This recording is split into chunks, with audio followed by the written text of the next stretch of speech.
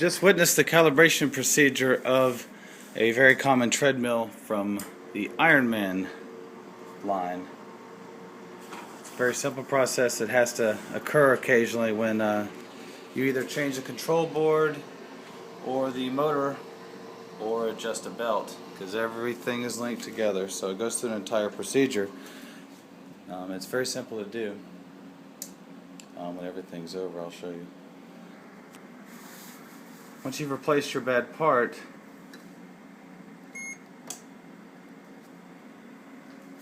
you're going to go around the back. You're going to find a little hole. And it's going to be right here. There's a little reset. There's a little depressible switch inside that hole if you look. Gotta be careful because that circuit board has solder joints right near it that could be pushed. One time we'll get you into the menu, confirm your software version CL11. You're going to hit it again to get into the actual menu options. Different ROM options here. Basically, all that's going to take place from here is verification of your ROM options by hitting enter. Several times you'll see these numbers come up. Then you'll reach an area where it says SS. That's where you're going to go ahead and hit the start stop button. And that will be your calibration. So it's saying enter for calibration, which you do, and you're going to hit enter.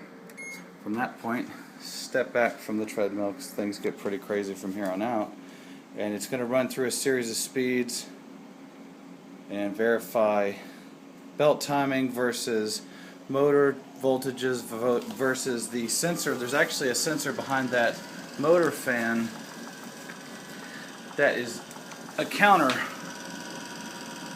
It's hard to see it, but it's underneath that wiring harness right into there, so you have to check that occasionally as well. It feeds information back to this control board so everything can be coordinated properly and safely. It's kind of a fun thing to watch because it gets up to some speeds that aren't readily available in the menu. Some of the behind the scenes speeds. We're used to 4.5 and 6, but it'll get on up into a higher level of a 10, which is a lot of fun to watch.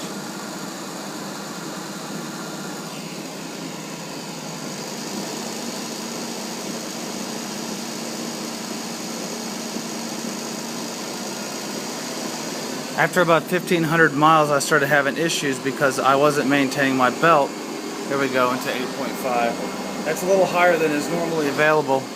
So I had to replace my motor brushes and that wiring harness there, and I went ahead and replaced the control board as I was troubleshooting. So from here on out, you have got to make sure that you take care of your belt. Here we are at 10.5. Absolutely cooking.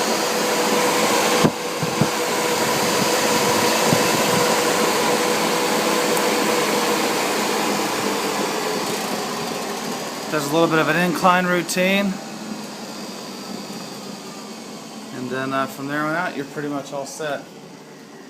It'll stop completely and you'll hit the enter button twice and it'll self power off, and that'll lock in those settings. So that's all there is to it. So that is calibration. And back down.